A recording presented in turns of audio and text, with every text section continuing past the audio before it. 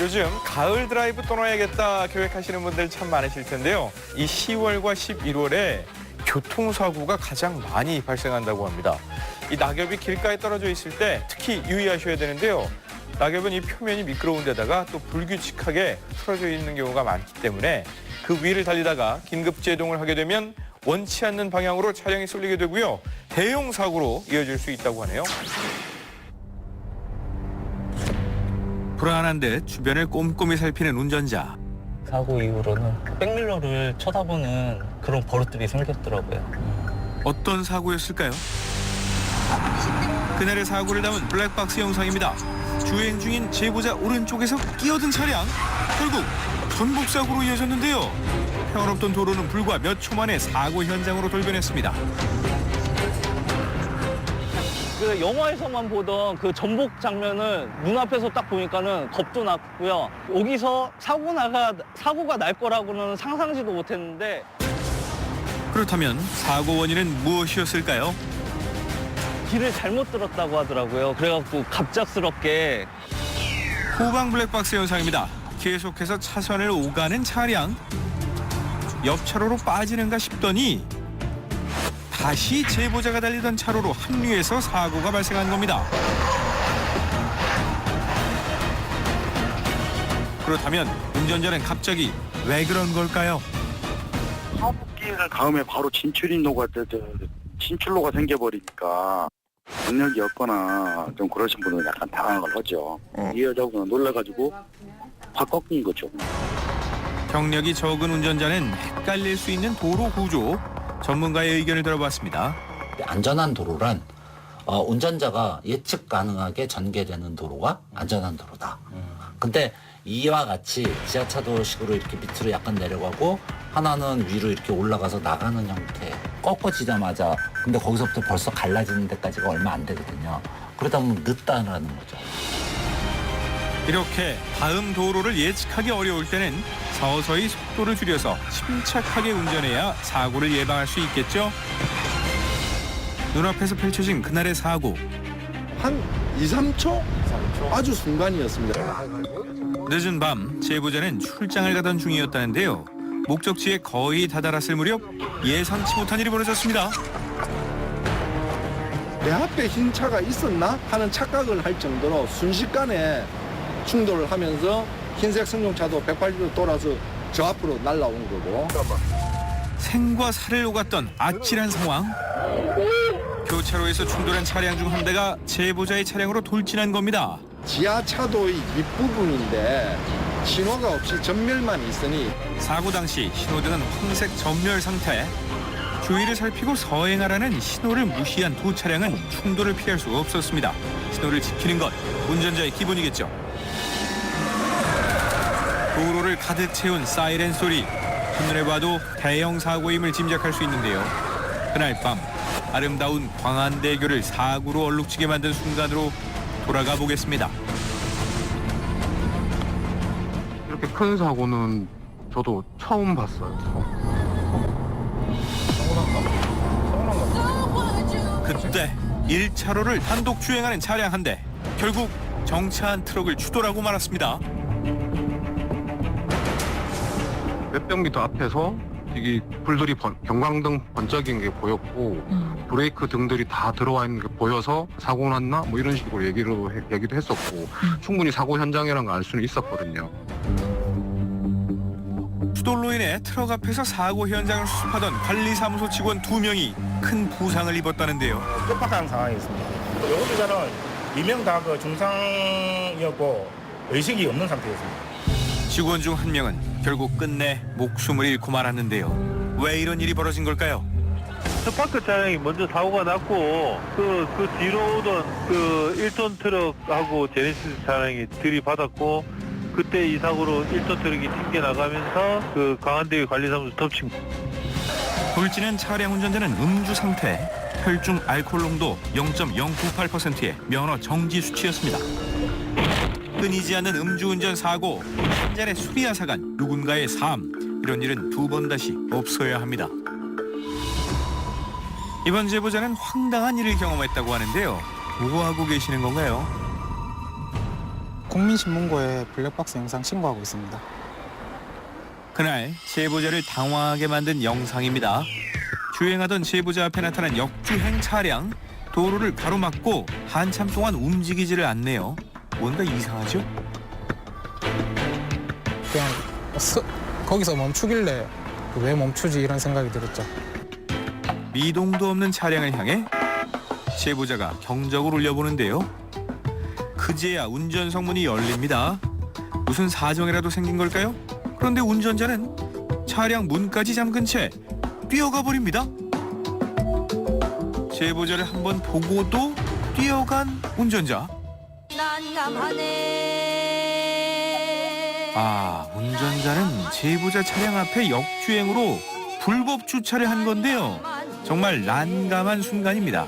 차 뒤쪽 편에 마트가 하나 있어요. 장보러 잠시 갔다 온 것 같더라고요. 해당 차량은 이후 약 20분간 그곳에 주차돼 있었다는데요. 알고 거기 됐다면은 다음부터는 그렇게 하지 마시길 바라고 좀 반성하시고 다음부터는 주차를 좀 제대로 하셨으면 좋겠어요. 해당 차량은 제보자의 블랙박스 영상 신고로 중앙선 침범에 해당하는 과태료가 부과되었다는데요. 아무리 급해도 주차는 지정된 장소에 부탁드립니다. 혼잡한 교차로, 그런데 차량들 사이로 위태롭게 나타난 역주행 차량. 고속도로는 이제 손잡이를 붙잡고 계속 겁에 질린 상태로 앉아 계셨죠. 넋이 나가 있었다고 보시면 됩니다. 대체 무슨 일이 일어난 걸까요? 처음에는 갑자기 뭐 앞범퍼 떨어진 차가 저쪽으로 그냥 온다고 이렇게 생각했죠. 터널 위쪽에서 내려오는 흰색 SUV 승합차랑 여기 밑에서 올라오는 좌회전 차량이랑 사고로 여기서 1차 충격을 하고, 알고 보니 이 차량은 사고를 당한 피해 차량이었다고 합니다. 어떻게 된 사고인지 짚어보겠습니다. 역주행 직전 좌회전하던 차량과 신호 위반한 직진 차량이 교차로에서 충돌한 건데요. 충격으로 역주행까지 하게 된 피해 차량은 전봇대를 들이받고서야 멈출 수 있었습니다. 솔직히 음주였나? 어디서 뭐 다른 게 사고가 나서 왔는지 전혀 생각을 못 했죠. 어디 뭐 음주 도주라든지 그런 식으로 생각을 했었죠. 저는 내비게이션을 틀고 가는데 자기 말로는 내비를 잘못 들어가지고 직진했다면서 그런 이야기를 하더라고요. 신호를 잘못 봤지, 그 사람은요. 속도 위반이라든지 신호 위반, 그리고 정지선을 잘 지키면은 이런 큰 사고 같은 경우는 안 날 거라고 생각을 합니다. 다행히 신호 대기 중이었던 차량 중 2차 사고를 당한 차량은 없었다고 하는데요. 신호 확인은 안전을 지키는 기본입니다. 폭풍전야처럼 고요한 도로 위. 정막을 깬 것은 다름 아닌 차량 한 대였는데요. 달리는 모습이 어쩐지 위태롭습니다. 게다가 차량 운전석 문에 매달린 사람까지 경찰이 뒤쫓아보지만 따라잡기엔 역부족인데요. 마주오던 화물차와 충돌하고서야 끝난 도주구. 역주행과 과속을 일삼으며 총 6대와 충돌한 차량. 그리고 약 250m를 차량에 매달린 채 달린 남자. 무슨 일이었던 걸까요? 사고 이후 불편한 다리로 병원을 찾은 이 사람은 당시 신고를 받고 출동한 경찰관이었는데요. 구부러지를 못했었는데 그나마 여기 와가지고 저 재활치료 하면서 이렇게. 사고 후 수술만 7번. 아직도 일주일에 3일은 통원 치료 중이라고 합니다. 차량은 왜 경찰관을 매달고 달린 걸까요? 사고 당시에 그때는 받칠 당시에만 기억이 나고 그 이후로는 기억이 없습니다. 가해자는 무면허 음주로 전과 13범이었습니다. 술을 마신 후 면허도 없이 차를 몰았던 운전자. 이처럼 면허를 소지했다가 취소 혹은 정지된 운전자들이 도로로 나와서 사고를 유발하곤 하는데요. 운전 면허증은 말 그대로 운전자의 자격을 증명하는 거죠. 절대 가볍게 생각하면 안 됩니다. 주차된 제보자 차량 앞으로 들어오는 트럭 한 대. 트럭에 올라탄 남자가 차량에 실린 장비에 연료를 주입하기 시작하는데요. 그런데 얼마 있지 않아 불길이 치솟습니다. 갑자기 발생한 화재. 어떻게 된 걸까요? 이쪽 저기 불에 그을린 거. 지금 하얀. 제보자와 함께 찾은 사고 현장. 차가 있던 곳 근처의 벽은 군데군데 녹고 바닥 또한 화재의 흔적이 그대로 남아 있었습니다. 어디 사고 났나 이러고 저는 계속 일을 하고 있는데 그날 사고를 자세히 들여다보겠습니다. 유압 펌프에 휘발유를 붓던 남자. 그런데 손이 미끄러지면서 연료통을 놓치는데요. 순식간에 치솟는 불길. 게다가 남자가 던진 불붙은 연료통이 제보자의 차량에 옮겨 붙은 거죠. 혹시 너 차량 아니냐 한번 가봐라 이래서 일하다 말고 진짜 막 뛰어나와서 이렇게 봤더니 불이 나 있더라고요. 저희 신랑이랑 이게 저희한테는 이게 생애 첫 새 차예요. 네. 제보자와 함께 차량이 있는 공업사로 향했는데요. 그날 이후 처음 마주하는 차량. 불이 옮겨붙은 차량은 전면 전소되어 복구가 어려워 보입니다. 사고가 일어난 지 한 달째. 제보자에게는 그날의 사고가 악몽처럼 느껴진다는데요. 큰딸이 힘쓰니 이름도 지어주고요. 튼튼하게 가족의 안전을 지켜달라고 차량에 힘센이라는 이름도 지어주었다고 하네요. 그러나 이제는 가족의 품으로 돌아갈 수 없는 차량. 차량 가격이 3천만 원인데 수리비는 무려 4,300만 원이나 나온 상황.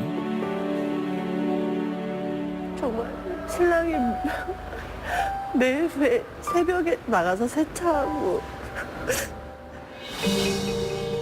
구입한 지 고작 2달밖에 되지 않은 차량. 이 화재의 원인은 무엇이었을까요? 그 화물 차량 적재함위에 그 분무용 그 유압 펌프가 실려 있었는데요. 작동 중인 그 펌프 유압 펌프에 연료를 주입하다가 발생한 화재거든요. 온도를 낮춘 상태에서 시동을 끄고 뜨겁지 않은 상태에서 연료 주입을 해요. 바쁘더라도 차량에 실린 장비의 시동을 모두 끈 후 충분히 열을 식히고 연료를 주입해야 화재 사고를 예방할 수 있습니다.